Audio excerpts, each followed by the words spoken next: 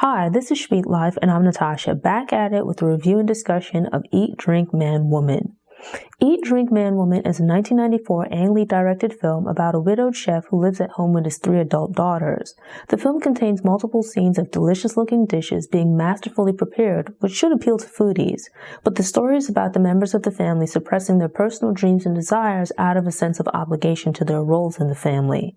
As the film progresses, they explore their individual needs and values, which leads to them finding contentment and brings them closer together as a family. The first maybe 15 to 20 minutes of Eat, Drink, Man, Woman are probably my favorite in the movie. Actually, the first few minutes of the movie are probably my favorite intro, or one of my favorite intros to movies in general.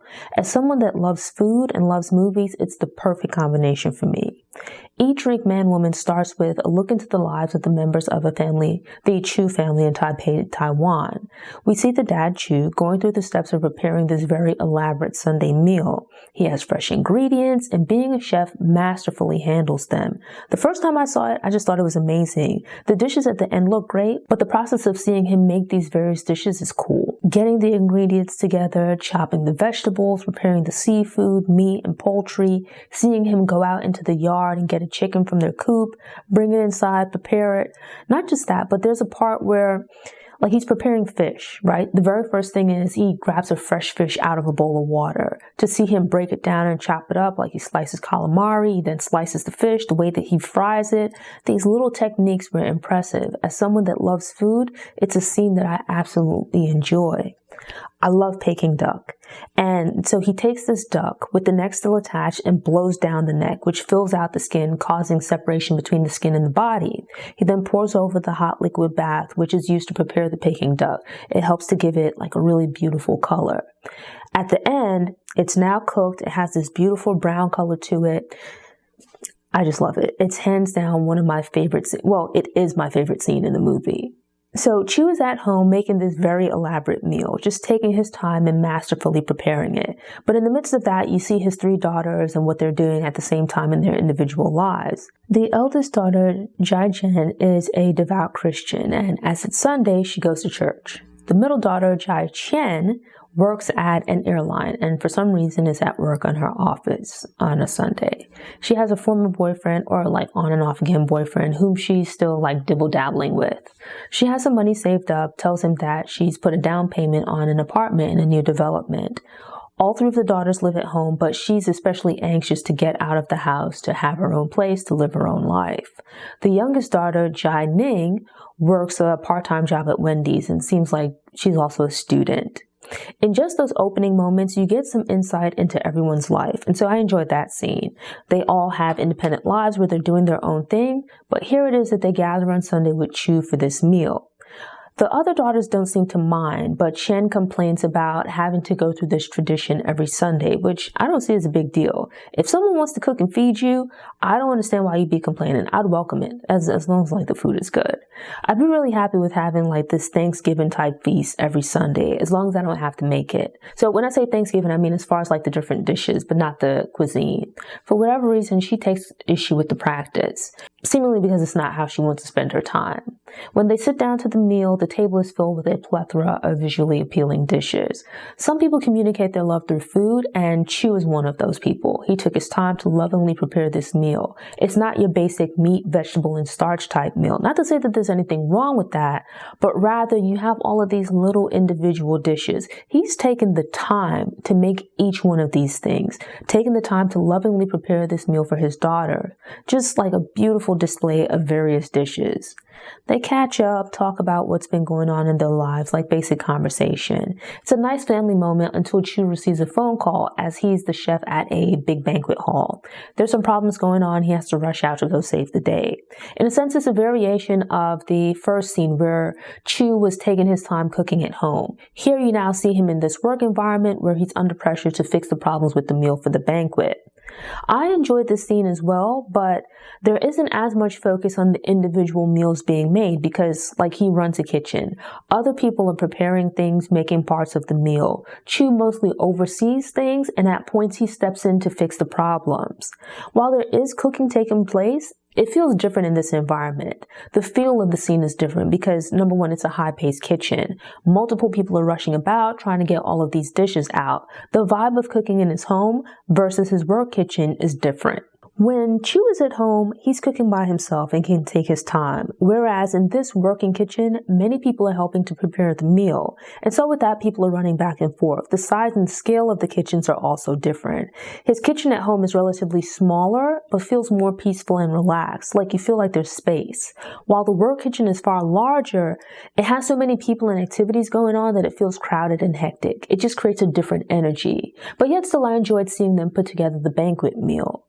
While he prepared a family meal for his daughter, shortly after sitting down with them, he has to leave. With the meal complete at the banquet hall, he sits down with his right-hand man, Old Wen, with whom he's been working for 30 years. It gives a different perspective of Chu versus seeing him at home with his daughters. They're his family, but here he is with an old friend. Chu discusses his daughters and what's going on in their lives. Back at home, the daughters have finished eating and are clearing away the food and dishes. They speak between themselves as well about what's going on and their relationship with their dad. There's a nice contrast between the scenes, but they're all tied together by food. An issue at play here is that Chu is a chef. A big part of his identity is cooking. It's what he's done for a living and what he does at home to show love to his daughters, but he's lost his sense of taste. Chen, who's a bit of a jerk, actually makes a face while tasting one of the dishes. When asked, she explains that an ingredient in one of the dishes was overcooked. Now, I don't think she should have lied, but rather that her blunt delivery felt insensitive. She could have conveyed the same message with more tact. The other daughters, being more sensitive to Chu's feelings, they try to reassure him that the food tastes fine to them. At the restaurant, he admits that something's wrong with his taste buds. To get around this, he has Wen taste the dishes he cooks to ensure that the food's being properly prepared. They've worked together for 30 years, and Wen knows how things are supposed to taste. They're working even more closely together now because Wen has become basically Chu's human taste bud. So Chen wants to get her own place, and there's nothing wrong with that. But part of why she wants to get out of the house is that she wants to get away from Chu. He seems like a good dad, so the reason for her hostility isn't immediately clear. Chen is the most outspoken of the daughters, but while the other two also share some of her feelings, they just don't state them out loud. They're in a sense confined by their roles in the family and feel obligated to continue playing their parts. Meanwhile, Chen just does her own thing. Jen is just as focused on work and her religion, which on its own is fine. But it's motivated in part by a boyfriend she had in college that she hasn't gotten over. Since then, she's closed herself off from finding love or being in a relationship. Her religion isn't the problem, but rather that she's placed limitations on her life because of one bad experience, or seemingly because of one bad experience. Ning is the youngest daughter and doesn't seem to have much going on at this point, but she has a friend/co-worker at Wendy's, Rachel, who has enough relationship drama for the both of them. Rachel is dating Guo Lun, who seems to be like a nice, lovesick young man that she's just given the blues. It turns out that part of the reason for this contention between Chen and Chu is that they're quite similar. As Wen points out to Chu, Chen is like the perfect blend of him and his deceased wife. The wife was very stubborn and determined, while Chu is persnickety. I think often parents tend to butt heads with the child that's most like them. Later on in Eat, Drink, Man, Woman, Chen is speaking to her on and off again boyfriend about Chu while cooking an elaborate meal for him. It turns out that she loves to cook, especially elaborate meals, but her dad has basically banned her from the kitchen and doesn't allow anyone else to cook. This is something that she loves doing, but being unable to do it at home is part of why she feels the need to get out of the house. Wen has a medical emergency, which fortunately turns out to not be life-threatening, but it provides an opportunity for Chen and Wen to speak. She speaks about having a lot of positive memories of being and cooking in her father's kitchen, but she also remembers the warm man that her father was at the time, this being before the mom passed away. She's a bit upset about how much he's changed since then. She also laments him pushing her out of the kitchen. Wen admits that he recognized that Chen had a talent for cooking and could have been a great chef, a master chef. I thought Chen was content with being an airline executive, but while she's professionally successful and making money, she's not passionate about the job. Some of her resentment towards Chu stems from him pushing her towards this career and away from cooking. She believes this because she's a female and being a chef wasn't like the job for her. I got the sense that Chu probably wanted better for her and thought that he was operating in her best interest by pushing Chen towards a different career path. That bit of insight into the family's past helps to explain how these relationships wound up in their current state. I might be biased by their cooking, but Chu and Chen are actually my favorite characters. This is in part because they also seem to be the most fleshed out. The other two daughters have some changes in their lives during the film, but things happen a bit more quickly and predictably for them. These four family members have been kind of stagnant in their lives, just going through the motions. But chance meetings and events set them on the path to their personal happiness.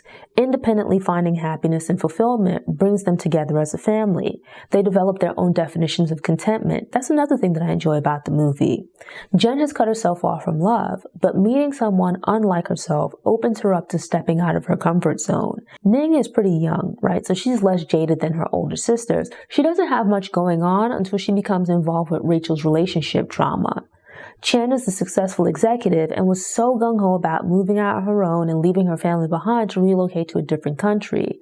She had the most activity going on in her life, but it was like a path created by others. Chen has the financial and material trappings of success, but she's living someone else's life.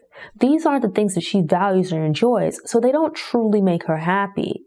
Even Chu, who lost his beloved wife and sense of taste, eventually finds happiness. There's this thing of the expectations that people have for themselves, the paths that they think they should take versus taking the time to truly figure out for themselves what they need to be happy. I enjoyed seeing the characters explore that topic. Some of my favorite things about Eat, Drink, Man, Woman are the scenes with food. First, Chu and the various dishes that he creates in that opening scene, but also watching Chen cook and the joy that it brings her to create this elaborate meal. I also enjoyed the idea of them examining their lives and figuring out what truly brings them joy and then going after those things. The acting was pretty good. The movie came out in the 90s, but I saw it for the first time around like 2010 and watched it again for this review. Yet Eat, Drink, Man, Woman doesn't feel dated and was just as good, if not better, the second time around. The concepts of the movie are pretty universal, so anyone would be able to relate to them. I highly recommend Eat, Drink, Man, Woman. I love movies with food and those that take place in other parts of the world. Films like this are an opportunity to see and get a feel for the food, culture, and scenery of other places. So if you're interested in travel, I think you might enjoy this. If you're interested in food, particularly Asian cuisine, this might be a movie that you'd enjoy. But even if you're looking for like a cute romance movie with a little bit of drama, this might fit the bill. It's a movie that people from different walks of life can enjoy. I'm pretty certain that you'll connect with at least one character and possibly the food. It's a really good story, beautifully shot, and the acting is also good. So with that, I highly recommend Eat, Drink, Man, Woman. Thanks for tuning in. To ensure you don't miss any episodes, subscribe to the channel, click the notification bell, and check out my movie review playlist. Go ahead and click that thumbs up button if you like what you saw, and go ahead and share it on social media.